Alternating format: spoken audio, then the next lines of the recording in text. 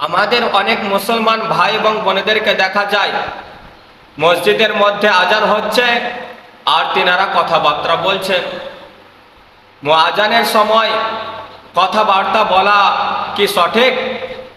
তো আমি বলতে চাই, হাদিস শরীফ উঠিয়ে দেখুন। হাদিস শরীফের মধ্যে পাওয়া যায় মসজিদের মধ্যে যখন আজান শুরু হবে, যদি সেই সময় কোনো মুসলমান কথাবার্তা বলে, তো ওই মুসলমানের যেটা আখিরি টাইম, তার মওতের সময়, তার মওত খারাপ হওয়ার কথা রাসূল পাক সাল্লাল্লাহু আলাইহি ওয়াসাল্লাম হাদিসের মধ্যে বলেছেন।